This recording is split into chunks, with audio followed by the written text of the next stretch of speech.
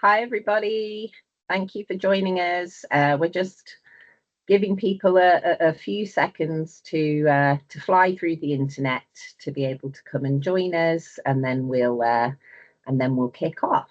So I'll just give it one more minute just to let people come in, and then we'll be on our way.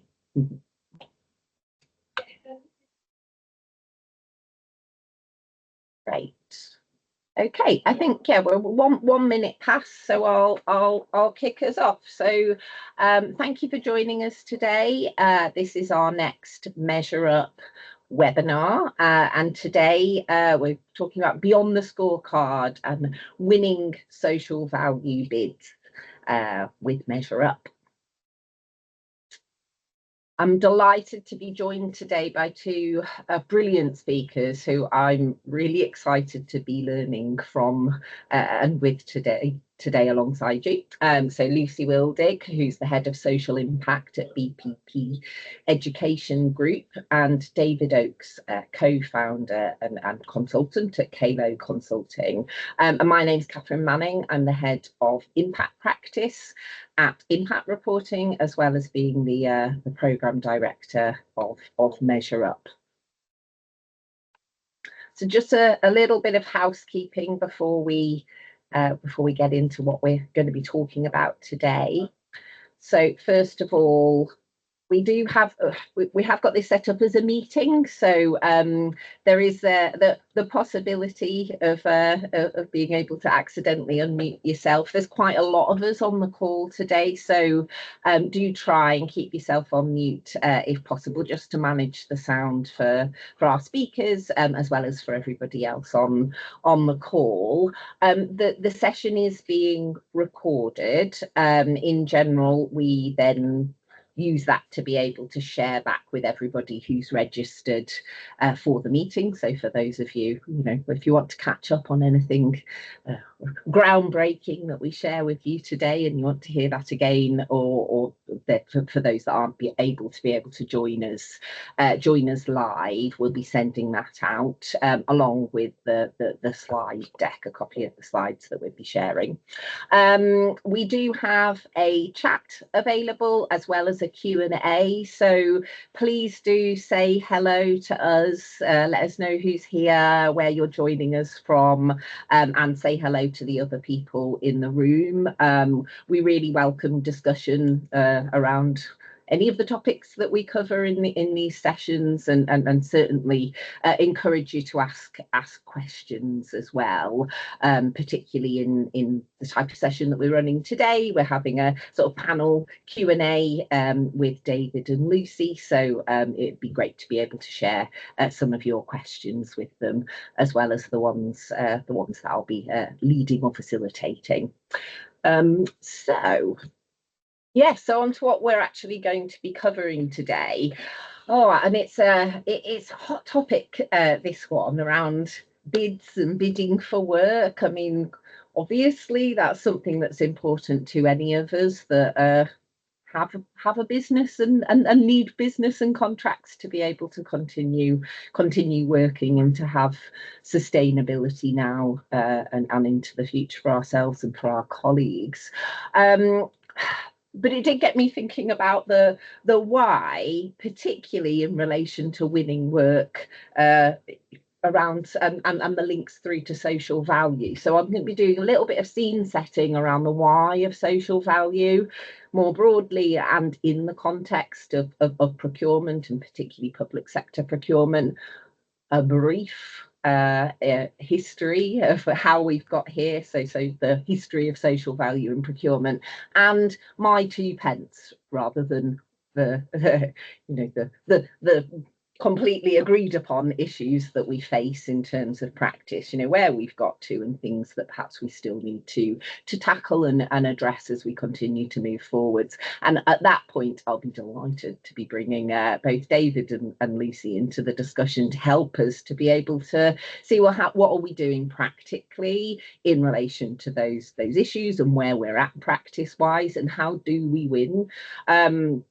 and some practical examples from their own work, as well as some tips and tricks of what we could all be doing in our own bids for the future. And then we'll be looking at a bit like where are we going next, what's coming up that we should be paying attention to, both within that broader social value in procurement space, and we've got a few things coming up from MeasureUp, from the MeasureUp perspective to look out for as well. So into our big whys, the why of social value. So I've been doing a bit of reviewing of this recently, not specifically or only within the social value in procurement or in bid space, but more broadly looking at why do we care? Like, why are we interested in social value and impact measurement and management? And been looking at some of the big standard setters that are out there, or the guides, the big practice and theory and method makers. So like the Impact Management Project, the Capitals Coalition, Social Value International, the UN, and lots of these organisations are coming out with reviews of and their own documents about the imperative or the purpose behind this practice, and sort of the big whys that they've in general I've been able to compile from these from an organisational perspective is that sort of benefits, or the business case behind this practice is that there's the opportunity to increase innovation and opportunities. So like being able to bid for work, and including our sustainability, social value, impact practice and gains or possibilities within our bids. Through that, the opportunity to gain more financial resources and financial stability. There's the possibility of enhancing our reputation, our brand, and improving stakeholder trust, where people around communities and consumers and clients care about this sort of stuff too. Linking to that next point, where there's a possibility and chance for us to be able to increase societal, environmental, and market stability, which is obviously very important from a business perspective. There's the other side of that, that's the carrot, then the stick side, managing increasing regulation and compliance, as well as being able to manage increasing risk related to social and environmental factors, and the possibility for efficiency and optimization around our operations, people, and supply chains. Now, in the UK, a massive driver that could lead to all of these sorts of opportunities or big whys from a business perspective is coming through procurement and procurement legislation, sort of linked through to how we spend our public money, and that being linked to us increasing and improving our social value and the well-being or value for people and place in the UK. So what is the point? What's the point of social value? Firstly, in the context of what we're covering today from a procurement perspective. So, big things I'm sure everybody on this call is aware of, that's guiding this thinking and legislating this thinking really, is Public Services Act and the much more recent New Procurement Act. And within the Public Services Act, or the Social Value Act, it talks about the need, or the legislative requirement for procurement and how it might improve the economic, social, and environmental well-being of the relevant area in relation to the contract. From the Procurement Act's perspective, there's this, it's not direct or inclusion of the language of social value. However, some really clearly linked ideas and legislative responsibilities in terms of procurement around delivering value for money, maximising public benefit, doing that in an increasingly transparent way, and acting with integrity. So that's from a procurement perspective, what the big point is of social value. More broadly, beyond just being in procurement. Social value practice is broader than that. It's not just a procurement or a contract responsibility. So, for example, looking at Social Value International, the global membership body for social value practitioners and standard setter around the standards for applying the principles of social value. They talk about the purpose of social value, the principles of social value, and these standards in developing a framework for supporting decision making that optimizes impacts on well-being for the most affected people, or for all materially affected stakeholders. So over time, right since the beginning of the launch of the Social Value Act, there's this reference to well-being. Increasingly, there's convergence on that, whether it's through HM Treasury in the Green Book or the Office of National Statistics and the National Wellbeing Dashboard that we've got, there is an understanding, an increasing convergence on that understanding that social value is about impact and change in our individual, collective, community and national well-being. There is another big point, though, certainly something that's right at the heart of what we're talking about today. So for big bidders particularly, there's this imperative around winning work. So a big question coming up in my mind as we've been planning this session and trying to gather together what is it that we're trying to grapple with here, is that how do those two things fit together? Are they can we win work and improve well-being together, or is that something that, you know, do they come up against each other? So that's something that we're still not 100% clear where we are every single time with that. But before we tackle those issues, or I get David and Lucy to come and help us in in squaring that circle, we'll just take a step back and look at the history of where we've got to, how we've got to where we are today in terms of social value in procurement and bidding practice. I'm going to put that social value practitioner caveat in place here and say that this is a brief overview of the history of social value, specifically in procurement, not social value history as a whole, which could be broader than what I'm going to bring up onto the screen. But social value in procurement, fairly clear that there's a good starting point there in terms of the launch of the Social Value Act back in 2012. Another really important thing for us all to remember and to note is that whilst that is a key piece of legislation across the UK, there is also specific legislation that's led to or links into comparable practice in Scotland. So the Procurement Reform Act, which came out in 2014 in Scotland, as well as in Wales, the Wellbeing of Future Generations Act in 2015. And then in 2016, there was the launch through the LGA of the National Social Value Task Force.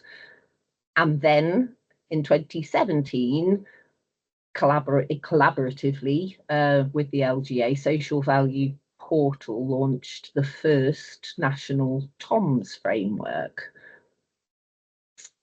And then we had a reckoning in terms of procurement practice here in the UK with the crash or the liquidation of Carillion, and that really did cause a big national need for a critical review of social value and procurement practice as a whole in throughout the UK. With a big review being launched through Cabinet member David Lidington, who I feel a little bit cruel here for putting the poor fella's face up on the screen here and using his name all of these years later, still in the history of social value in procurement practice, which I'm sure he didn't realise that might be the effect of doing this review, I'm sure.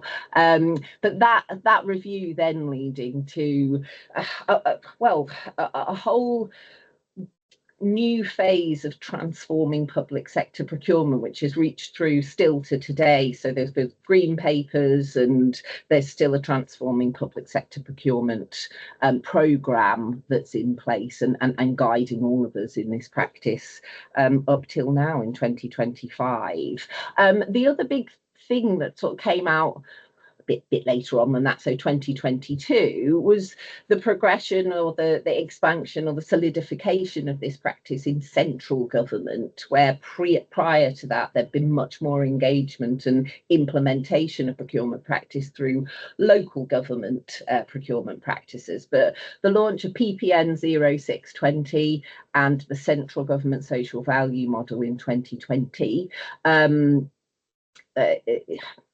enforced the need for central government contracting authorities to engage with the requirements of the Social Value Act and put this sort of legislative responsibility in place. So that was a sort of big step in our social value and procurement history.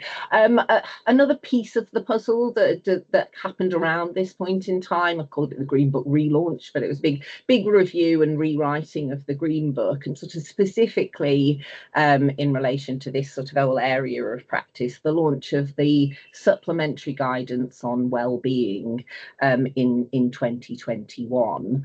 And then we've had the launch since then of the new Procurement Act in 2023 and the new social value guidance in relation to our national priorities of the newest version of the National Procurement Policy Statement, which came out in, well, it's 2024, yes, so end of 2024, but sort of people starting to really engage with that during this year. And then finally, our new central government social value model, PPN 002, all snappily titled documents coming through, and that being launched earlier this year and then coming into force for people to start utilising as of next month.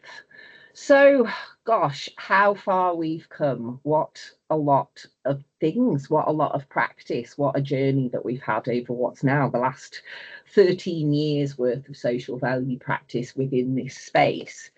But we're just sort of reflecting on this as well, if we're kind of thinking about what do we still need to grapple with, and what are the issues that we're facing. And once you start down that route, you can go, oh, and here's another one, here's another thing. But I've managed to kind of limit myself down to putting my 2 pence in of the issues that we're facing at this point in time, down to, so here's my top 5, right?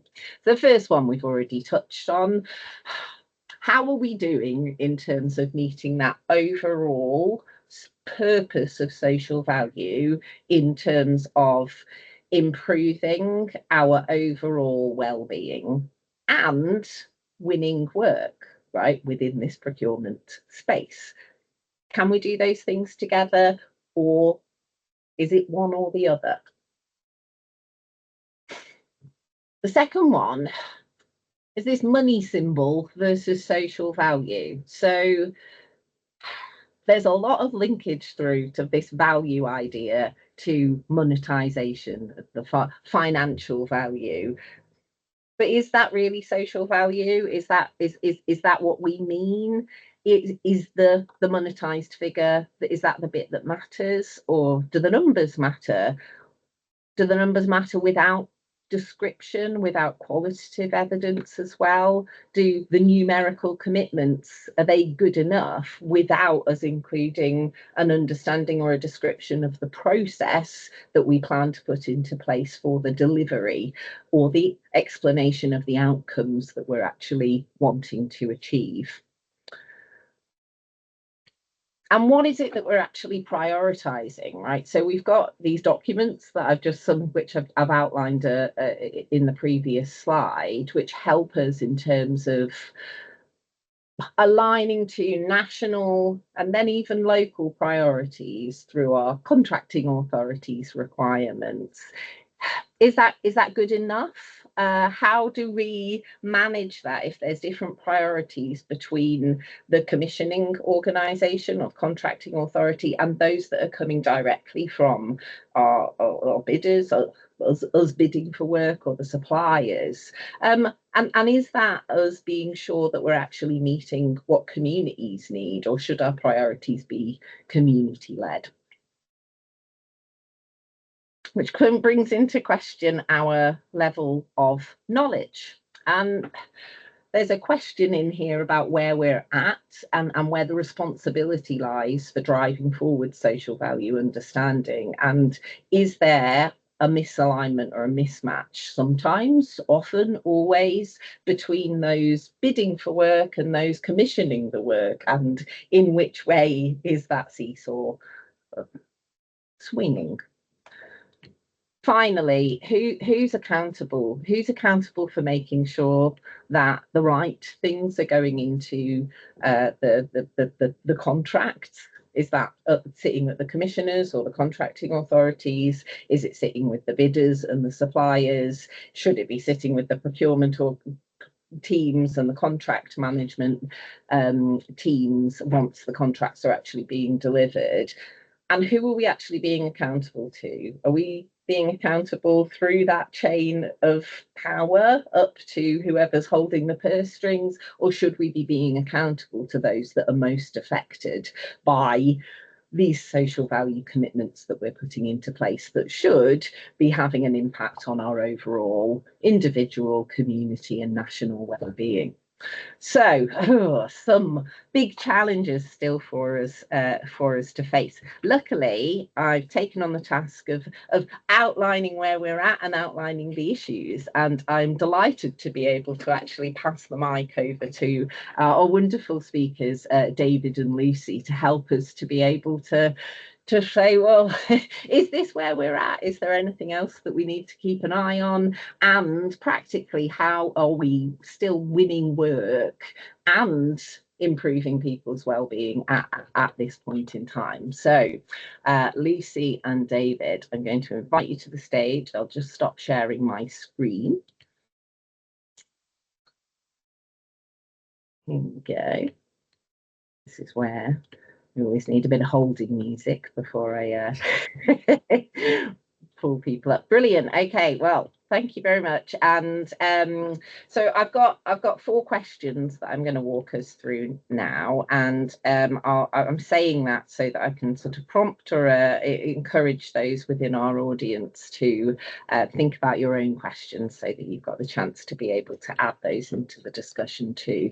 So first off, right, I've sort of outlined there, we've come a long way. I've given my 2 pence on the sort of issues that I think that we're facing. Am I on the right track here? Is there some things that you agree with there? Is there anything else is anything that I've missed or you disagree with? What are the challenges that we face from your perspective? I'm going to pass to you first here, David. Yeah, no, that's fine. Hi, everyone. I mean, what I can say from my side, what I see is, there is a lot of legislation. There's quite a lot of talk. There's a lot of conceptual stuff that's gone on. The reality when it comes to bidding is quite different, and it's different on both sides of the fence. I think one drives the other. It's a reciprocal relationship. From a commissioning perspective, we still see massive divergence around social value, to the point where it's not in every tender. I'd say it's in about 95% of tenders, but it's not in every single tender. Within that, there's hugely divergent approaches. So you'll get some that are very specific. For their area, we want X. There's one I'm working on at the moment. We want two new employees in post with a local postcode within the first year of contract, by dead linear, almost a straight KPI. Others that just give you the whole Tom spreadsheet and says, take your pick, what you're going to do. And then just sort of a general sort of ephemeral question around, what is your approach to social value in relation to this contract? So you have that side of things. alongside that, you have also hugely different weightings. So you'll have someone who'll put 5% on a tender, but if you look in the Northwest, GMCA, they're going up to 30% social value. What that all feeds through to, in my experience of working with clients, is, I'm going to go back one step. There's there's a lack of understanding on commissioner side sometimes around social value, but there's also a lack of understanding on the supplier side around social understanding. There's a knowledge base that needs to grow there, and it feeds into kind of a culture of social value within bidding being seen as an obligation, not actually an asset to what you're doing. And this is something I push loads. I'm always banging on about in the most positive way. Social values, even if the question is worth 5%, typically they're worth 10% or more. I would argue, with quite a lot of force, that it is one of the easiest questions to differentiate yourself from your competitors, if done well. And over the last year, I said this yesterday, we were talking in the run up to this presentation, I've lost 2 bids in the last 6 months by less than 1%. And that's not atypical across other bid managers. Those small margins are what win and lose you a tender. I'll hand over to Lucy at this point. Thanks, David. Yeah, I mean, I would agree with all of that. We're coming from a bit of a different angle at BPP. So my role as head of social impact, I don't sit in the bids team. We do have a bids team here, but every single tender that comes through, every single bid that comes through that has social value attached comes through to me to add in those commitments. And we're hugely privileged in the fact that we existed way before even the Act came in 2012, because the sole reason of our team originally was there to provide a student experience for them to understand the benefits of community engagement and work experience with real life issues in the community. Fast forward 20 odd years, and now our team is the joint purpose is for both those things. We still do all those things with the students and for the students, but we're also there to help win work for BPP through those social value commitments. I think we have come a long way, and what David was saying around the kind of way to frame it is, because we've had this privilege of doing these things for quite some time, we come at it from a not what is going to win the social value points, and we don't really come at it from a value perspective either. We come at it from a what long-term impact can we do with this bid in this local area or in this national area? How can we look at that? Actually, what do our stakeholders in our local communities where this bid is going to happen, what do they want? What do they need? There's absolutely no point in committing unless the bid says we want one person in this postcode from this bid. Absolutely no point in committing to that if actually employment's really good in that area. It might be that you need an environmental commitment around the TOMs to help the social, the environment that people are living in, around those sorts of issues. Great. Why it's such a delight to have you both on the call here, because it's such rich experience that you've got of the practicalities of what it means to be bidding for work and winning work, and actually then delivering social value within your contracts. And like you said, Lucy, broader than that, coming from the heart of what it is that your organisation was doing anyway. So getting practical, I suppose. That's the challenges that we're all facing, the context that we're all working in. Can you share some examples from your own work about how do we win? How can bidders use their social value commitments and what they can deliver to help them to win new work?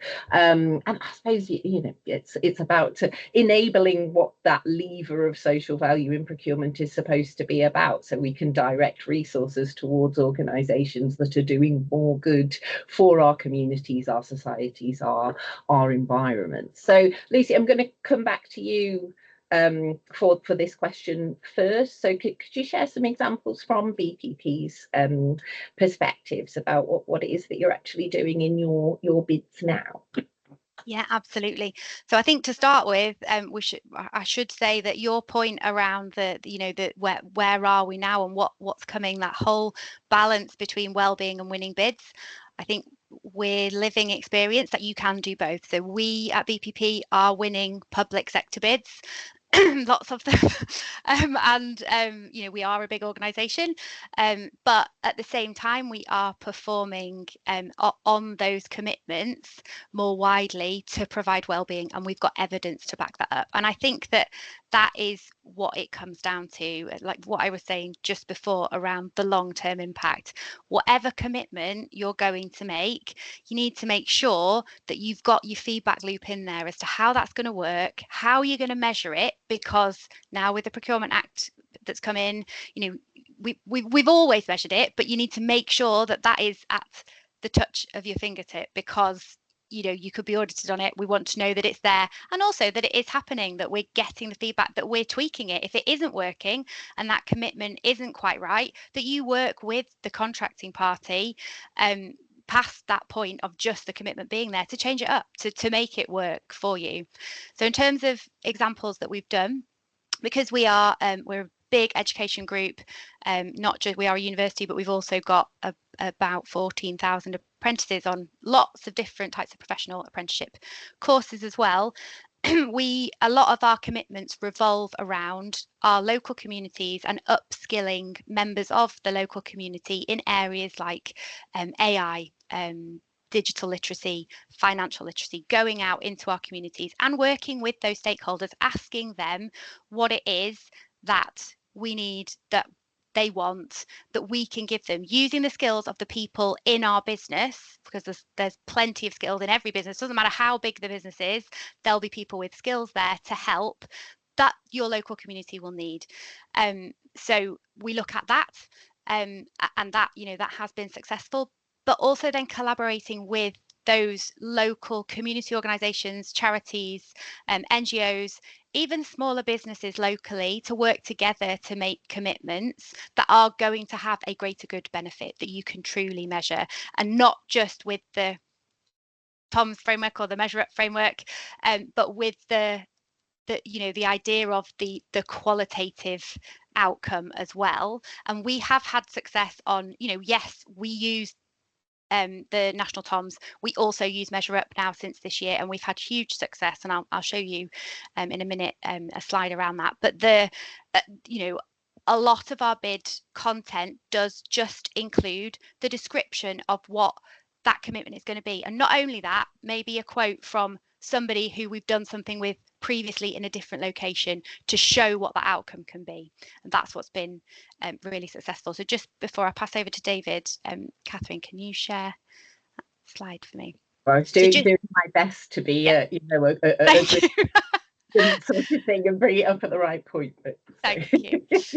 So just for the audience, so on the left, you've got 2023-24 outcomes. This is from our social impact report as the BPP Education Group, and on the right, this is a prequel, because we're not actually finished yet, as a preview of reporting this year. So what we've been able to do this year, having used, last year we just used the TOMS, this year we're using MeasureUp, TOMS, social return on investment, all sorts of different measurements, and really I'll come to that point at the end.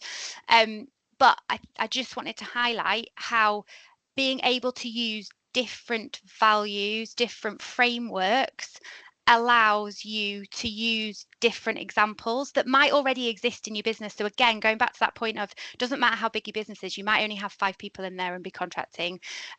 If you'll have people in the business doing things that have a social value, and if you can find the right way to measure them, then yes, some of these bids will say you've got to use this framework, but there's absolutely no harm in explaining, using a different framework, this is how we've measured this, and then relate it back to the MAC guidance or the national TOMS guidance or whatever guidance it is. That's what we've been doing, and that's been really, really successful. So you can just see on that right hand side there, so last year we weren't able to find an NT that fitted a national TOMS outcome that fitted properly our counselling service that we provided to our students and our learners in our local communities. Whereas this year, being able to find a young person's wellbeing programme through one of the Measure Up commitments, we were able to give that a measure, and it was just as valuable last year, but actually kind of giving it that financial proxy. It isn't all about that, but it definitely helps open eyes, I think. There's no question about that. Well, that's David. wonderful. Yeah, thank you for that. I'll pull this down and then pass on to you, David, to be able to share your examples with us as well. Oh, you're just on mute there, David. Yes, I was just saying, I did have an order in which I was going to address this question, but I've now scribbled all over my sheet, so it may be slightly illogical. However, the first thing I would say, and this was number one, whilst I said that social value can be slightly inconsistent and is inconsistent, it is still in the majority of tenders, easily the majority, and that's only going to go up. It's one of the few questions that you know is going to be in a tender, and therefore it's one of the few questions, even before the tender's out, that you can plan for. And so every organisation should have some form of social value plan, and it doesn't have to be elaborate. It doesn't have to be pages. It doesn't have to be with every metric worked out, calculated, and method. Well, bite my tongue there. But it does need to have a level of understanding of what you want to achieve, what you can achieve, and some thinking around the process and some thinking around the measurement.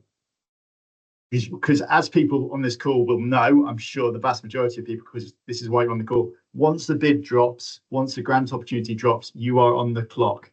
And having to start social value from scratch is hard work when you've got all the other component questions. I know I'm talking about social value today, but obviously in my role, it is cross-cutting, which does neatly lead me into the second point, though, is that by doing that social value planning, actually what you will get from that is a healthy amount of stuff that can then be fed into other components of what your proposal is, and the narrative should run through your proposal. It's not a standalone question, and it becomes a virtuous circle, because by having the plan, you've done that thinking, potentially you've got some data. You've got data. I mean, data's gold dust in bids. Everyone knows this. If you've got data that you can then populate into your service delivery question, your recruitment question, pick a strand, then absolutely, that's brilliant. And again, saves on time, saves on chasing around for stuff. The second thing or third thing, I forgot in the order, that comes off the back of that, or by having a plan, having those conversations, is that you can start to pre-address some of the internal resistance that people have towards social value. And I absolutely, have come across it regularly, and I understand why, because it is something else that needs to be done. There is an absolute resource cost attached to it. That can be a time resource, it can be a financial resource. Generally, it's both. But the messaging there, and it dials back to what I was talking about before, is the truth is, if you want to win the contract, you have to be the best supplier. To be the best supplier, you probably have to have the best social value offer alongside the other streams. But it really does matter, and it's only going to matter more. And actually, it does help frame other parts of the conversation when planning bids. I do find that you can get people on board quite quickly when you kind of give them that messaging. It helps, obviously, if you then win a few tenders when you scored really well with social value. The final point that I kind of want to make in this section, and just building on Lucy's point, is if you've done that work, if you've done the pre-planning and all you've done and you think your social value is strong as compared to your competitors, you've done the market analysis. I appreciate at times that's a little bit finger in the air. We increasingly advise clients to use clarification questions and commissioner dialogue. If the exercise is live, obviously CQs, it's market engagement, then that process, to really push home on social value, ratify how they're going to check it, how they're going to benchmark it, both during the tender and after the tender. And actually, you can go quite granular. And one that, again, I spoke about yesterday, and I do get on my high horse on this one, is asking whether certain social values really should be in the tender. The main one, and some people may not know this, but if you know TOMS at all, within TOMS, NT1 is a local employment indicator. One NT1 output equates to £31,000. I think there's a value in saying, if you think your wider social value offer is good as compared to competitors, I think there's a real strategic value in trying to strip that TOMS out. So what is being measured is genuine social value. The employment happens by default. To run a service, I do a lot in health and social care. To run a health and social care service, you need to have staff.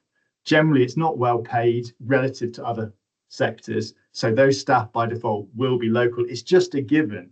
And actually, whilst social value statements will say you can't include elements that will be part of core service delivery, and yet they let that one in, it's, yeah, to my point, I really think there's a dialogue you can have with commissioners there to frame it.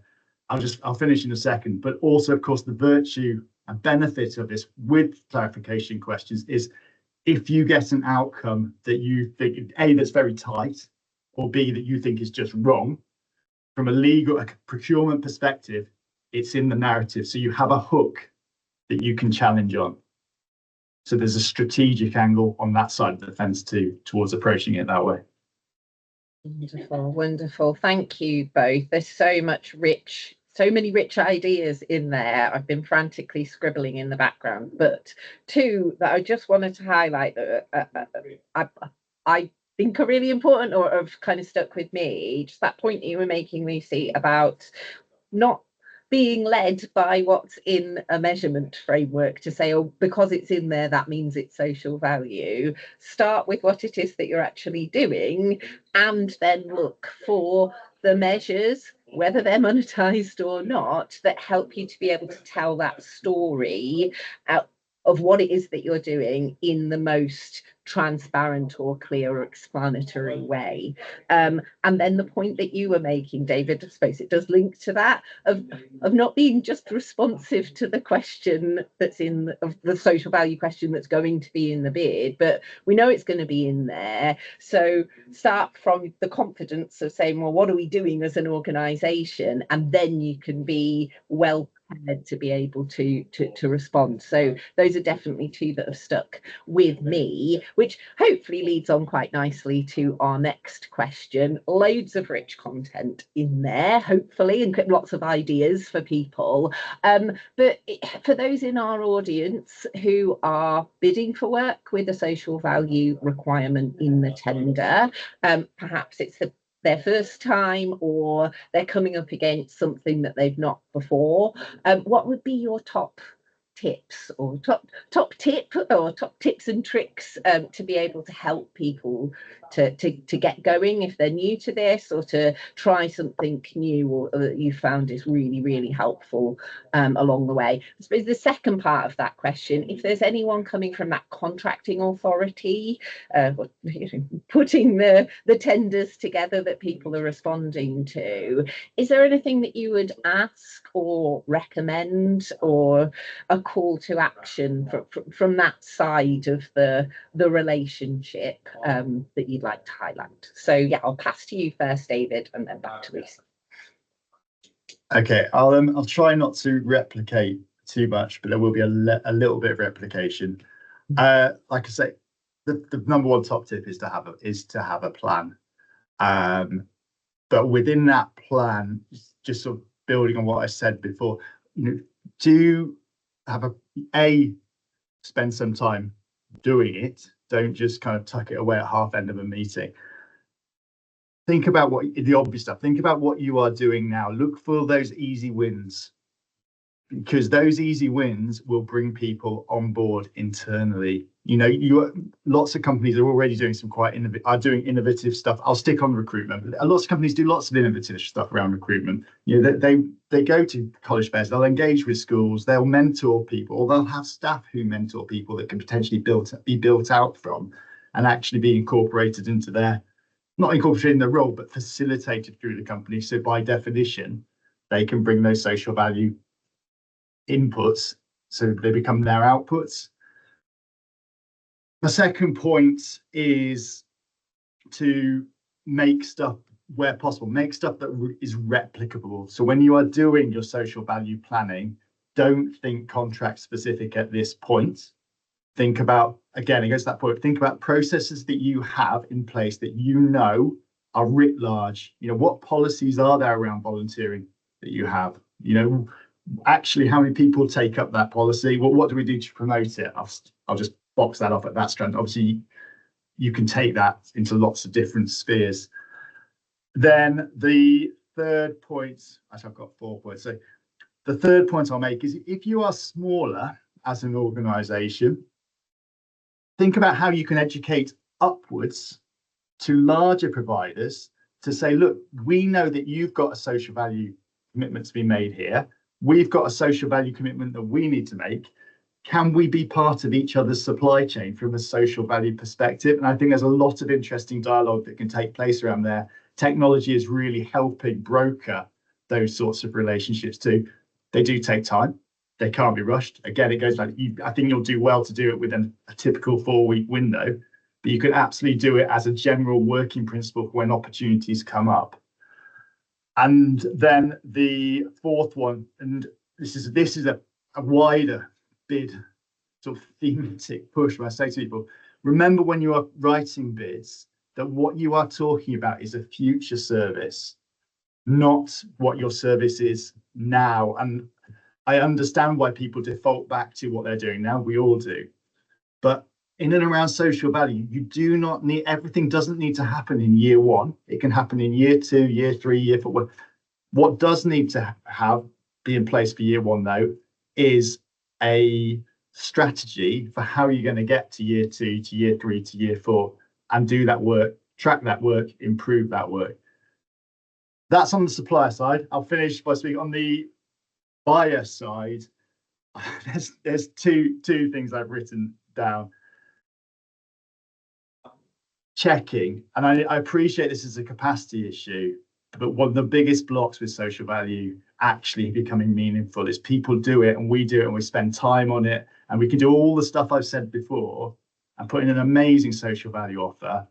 But I very rarely hear about people. If I had a conversation yesterday with a client who said, look, they've done this offer, they've never been asked for their social value returns.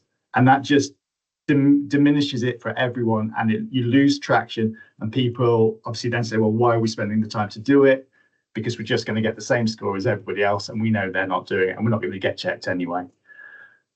The second thing I would say is just around how this is like a slightly technical bit, but when you get social value questions, particularly social value questions where they just rely on the TOMS spreadsheet, that enormous spreadsheet, and they ask you to put in your targets and then to write your methodology in that box, it's massive anyway. It becomes next to unreadable. And I question whether it actually gets read because it's in that format. So that's kind of a processy thing. So I'll leave it there from my side of things. That's wonderful. Thank you, David. And Lucy, some top tips from your perspective. Yeah, I mean, I agree with everything David said. I think from starting with the contracting authority, I would say what's kind of been the thread throughout what we've been talking about today. So actually for them, what is it that they are trying to achieve from the social value element of that contract that they're getting people to bid for? Because as David alluded to, the commitments they're making, if it is just that big Tom spreadsheet, what exactly is it that they want to get out of it? What this is about how we can make a more sustainable future for our local communities and be better off in all those locations, and increase the economy and all those different things through social value. So that's what I would say for contracting authority. For bidding for work, one thing that we did when we first started doing this was we went out to our business to ask all of our employees what do they do, how do they volunteer outside of work, because at the time we didn't have a volunteering policy. We do now. What is it that they do? What are they interested in spending their time doing? That everybody in our business are like-minded. They're there for building careers through education. That's what we're here for. And a lot of our commitments are going to be around that for the future. So it was a really interesting exercise to do, to see what are the people in the business already interested in and doing, and we can then look at framing that into commitments. Some of them had relationships with local charities, with local authorities, with doing different things, and we were able to harness some of those into collaborations. And then also just that point around when you're a smaller company, utilizing those up the chain as well, as David was saying. So we do that. We get clients coming to us saying we have a social value commitment with X, and that's a private company, but they have a social value commitment with a government body, and they want to do something with us to be able to make that commitment work. So it is happening in practice, that, and it is. So yeah, don't be afraid to ask. Brilliant. I think both of you have touched on things that could be coming up, and that point that you raised, David, about it's not about what you're delivering now, but potentially what you could be delivering in the future and planning towards that, which leads in beautifully to my final question, which is looking to the future. What could we expect? What should we expect? Is there some things that you're seeing from your perspectives that offer great opportunity around social value? And is there any things that we should be, I want to say, nervous, that offers some risk or something that we'd have to be careful about how we respond to? I've completely lost my order here, but I think I'm going to come to Lucy first on this one, and then I'll pass back to you, David. Yeah, absolutely, no problem. So I think probably just two things from me. One is place-based opportunities. I think we're going to see more and more of that, like real defined locality, not just a city local to you, but really defined, as David was saying earlier, postcodes, place-based opportunities, and that will come more and more. And so leaning on everything we've said already, that makes it even more important that you do that pre-work and you understand what is happening in your local communities and going on, so that you can make a valuable commitment that is going to make a difference. And then the second thing is the enhanced accountability. Obviously the Procurement Acts come in this year. Sorry, I work in academic year, so I always have to because I'm at university, it is this year it came in, I think. We're still in 2025. So thinking about, we should, as everybody said today, be measuring and have a really clear framework of how you're measuring that commitment, that it's easy to grapple with and get to and change if you need to, but it needs to be absolutely watertight, because with the Procurement Act there is obviously that the ability for you to be audited, and you will need to have all that there, otherwise we'll have issues down the line again. Yes, well, I'm for those who might be aware of me on the line or already, I'm a big fan of assurance and accountability. So I'm happy for the call out. David, how about yourself? What do you see coming that we should be aware of? I mean, I will just echo that it's an absolute risk that people will be asked to prove it. And I know from not personal experience, but I know from client experience that there are the few that have, and it's been a nightmare because they haven't had the systems in place to do it, and they've made all these promises, and then they're scrabbling around. So, thinking about that part, and maybe this feeds into, I do think, I know it's say the word of the day, it's just the word, AI and tech are changing how procurement is happening, changing how things are measured. The expectation is quite right. The positive view of AI is we should be able to get more granular. We should be able to get more detailed. I see it within bids. The writing part is taking less and less time, but what that is doing is freeing up time for greater thinking, which is good, because that's the enjoyable bit.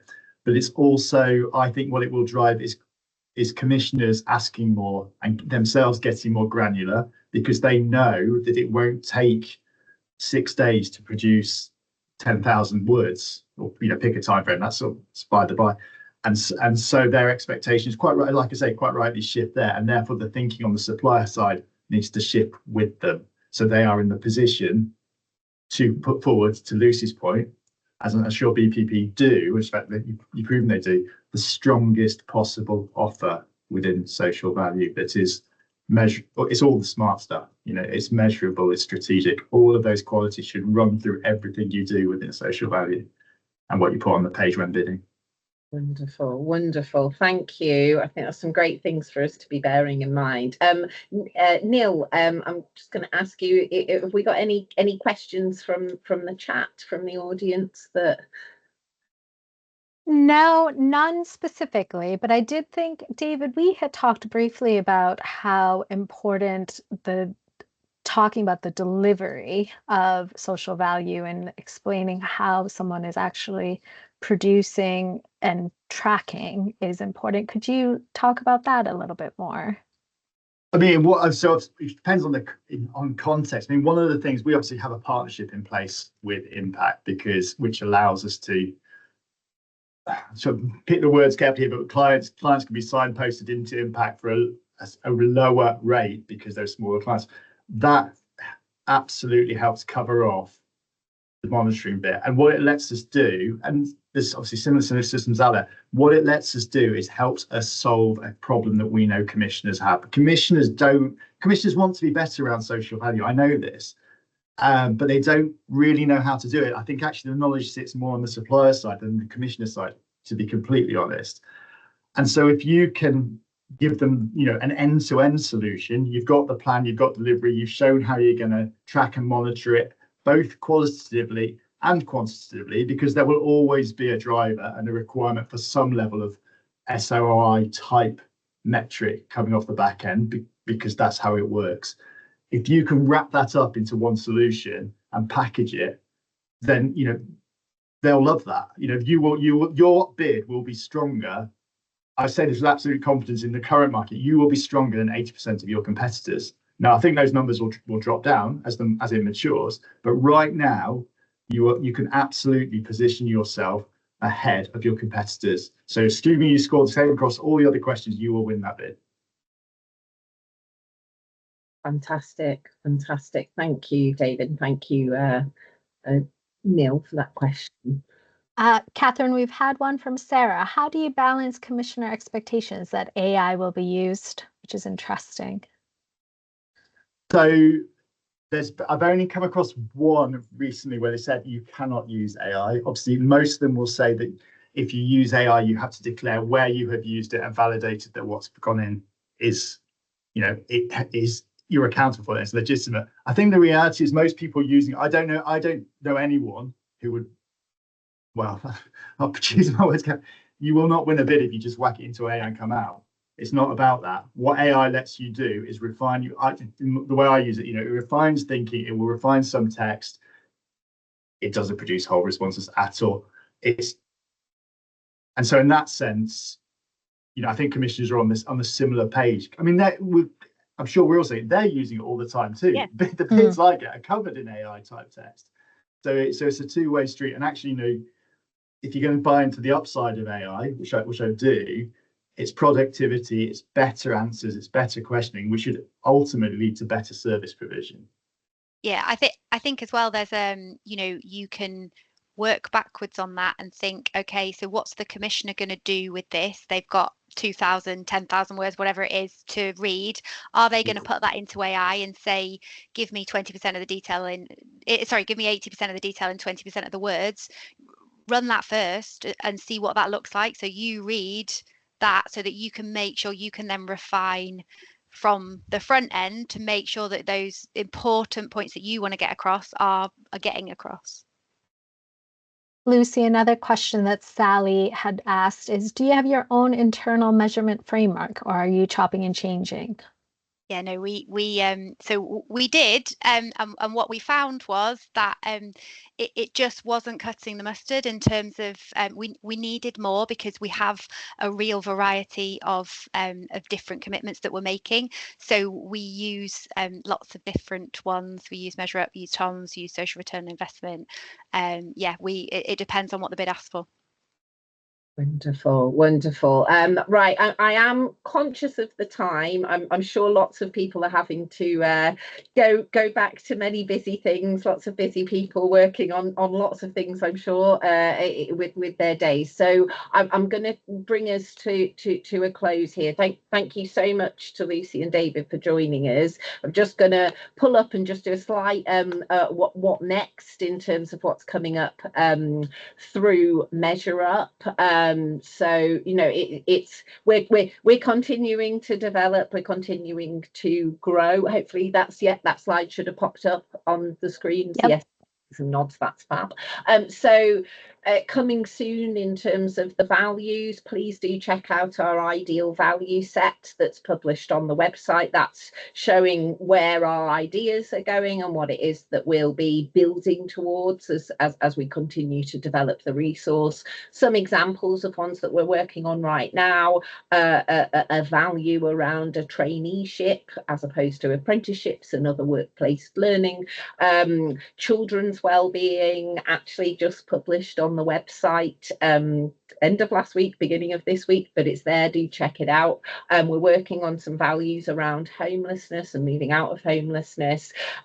Beyond the actual valuations or the values themselves in the set, we're also looking at some guidance around managing and reporting on supply chain spend in line with what we're all being told to do through legislation and guidance and things like that.